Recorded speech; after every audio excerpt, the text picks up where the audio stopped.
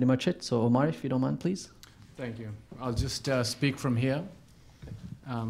Firstly, good morning, everyone. Thank you for joining us this morning. I'd like to congratulate Droit and Justice, the International Defense Team, REDA, Tamna, for hosting this event and bringing light to an important issue. Today, I'm pleased to be talking to you about a new justice in Morocco, freedom of the press, in an area of unprecedented change taking place in the Middle East and North Africa.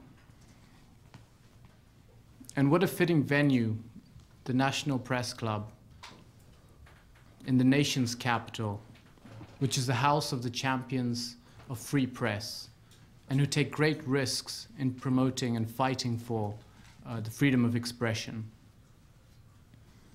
Unfortunately, scholars and journalists are the first to be targeted by oppressive regimes, as we have seen in Libya, Tunisia, Egypt, and Syria. In the Middle East and North Africa, in 2010, the total number of journalists killed reached a staggering 76. This was up 26% from the previous year. Overall statistics from Reporters Without Borders revealed that 33 journalists were kidnapped, over 573 reporters and 151 bloggers were arrested, while 1,456 journalists and 61 bloggers were physically assaulted. The Middle East and North Africa remains the most repressive and dangerous region in the world today, according to Freedom House, an international organization dedicated to promoting freedom, democracy, and human rights. The report shows a decline.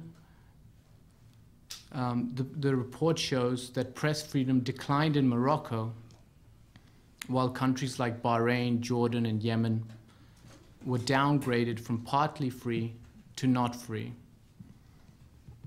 According to the Press Freedom Index compiled by Reporters Without Borders, Morocco ranks at 135th in the world. Rashid NINI, as you highlighted, is the editor-in-chief and director of the Moroccan daily Al Masay newspaper. In Morocco, he's widely known for exposing corruption and injustice wherever he finds it. One story in particular of a poor Moroccan family reduced to living in a public toilet sparked widespread outrage and calls for reform. According to the CNN, Al Masay is Morocco's largest newspaper and arguably one of the most respected. Revealing the ugly side of society, unfortunately, is not an easy road to take today. The Middle East and North Africa are experiencing a time of unprecedented sweeping change and reform, such as the new reforms announced by the King of Morocco. At times like this, polemical figures such as Mr. NINI become the flashpoints of controversy.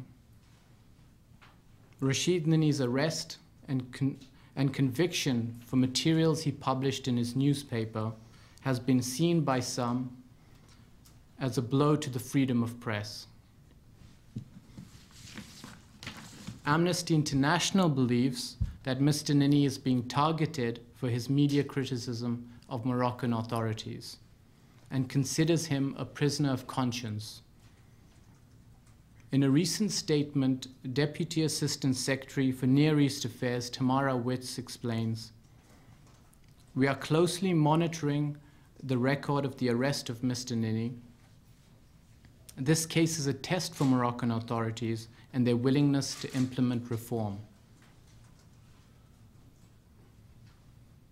As President Obama said in his recent address to the Arab world, we here in the United States support a set of universal rights, those that include free speech and the rule of law.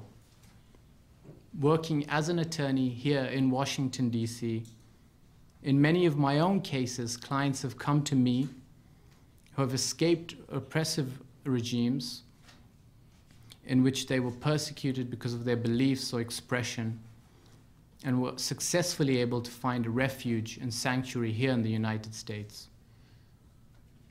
The concept of justice and fair play are paramount in the United States and are ensured in the United States Constitution.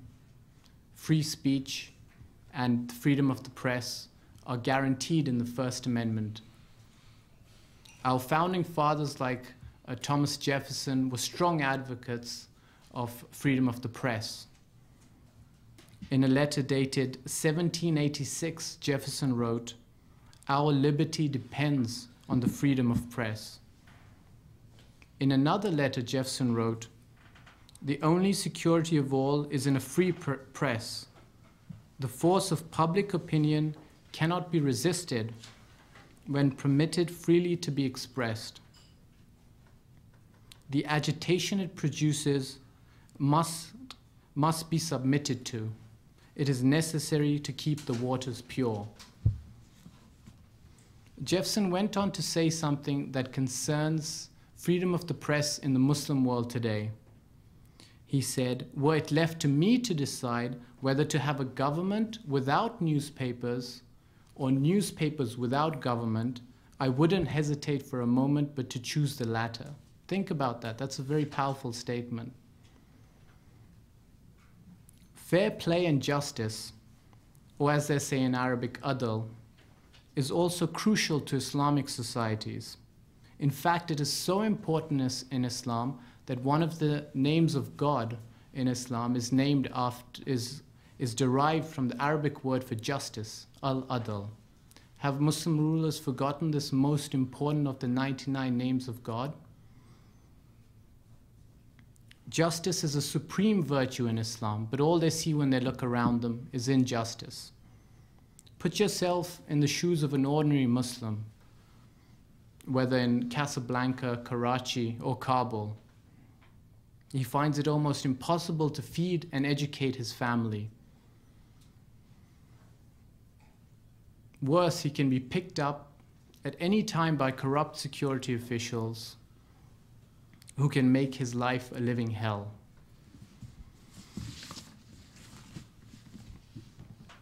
For him, he not only fears the midnight knock, but he anticipates the midday knock. Having lost adl, he is deprived of dignity and honor, which are his birthright as a human being. That is why business cannot go on as usual, and that is why, as an American Muslim lawyer, this topic is so important to me. The winds of change are blowing in the Middle East. People throughout the Muslim world want a sense of justice. They want equality in the law. They want some accountability, free press, democracy, jobs, but above all, they just want a basic sense of human dignity. A new generation has emerged. They have made their voices clear and said enough is enough. History has shown us that those in authority have not fared well when they have neglected to hear the calls of their people.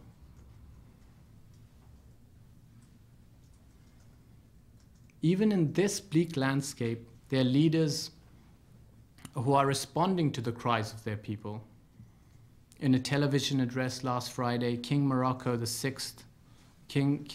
VI of Morocco outlined new measures that entrench democratic institutions and protect rights. In his address, His Majesty called the Constitution precious, expressed his support for human rights and a fair trial, including especially against torture and detentions. He went on to state, and I quote, "We need to guarantee freedom of expression. The proposals will be put to a referendum on July 1st. I want to congratulate the King for taking these steps. Morocco's 400-year-old monarchy is one of history's longest-serving dynasties. Traditionally, the kings of Morocco have been known to serve the people of Morocco because they identify so closely with them. The kings of Morocco have felt a duty towards their people because they have been inspired by the noble example of their ancestor, the holy prophet of Islam, who is addressed in the Holy Quran as a mercy unto mankind. It is in that spirit that I personally appeal to His Majesty the King of Morocco to look into Mr. Rashid NINI's case and show compassion in the manner of his ancestor, the Holy Prophet of Islam, and in the same great sentiments of justice and mercy that are magnificently echoed in the vision of the American founding fathers, who, remember, counted Morocco as one of their first allies ever since 1777. I would also like to remind our American audience here that in May 2010, President Obama signed bipartisan legislation that intended to promote a free press around the world, legislation that required the United States Department of State to expand scrutiny of new media restrictions and intimidations as part of its annual review of human rights in each country. The test will now be how these measures are implemented. I'd just like to close by congratulating Mr. NINI's legal team for bringing light to truth and justice. Thank you.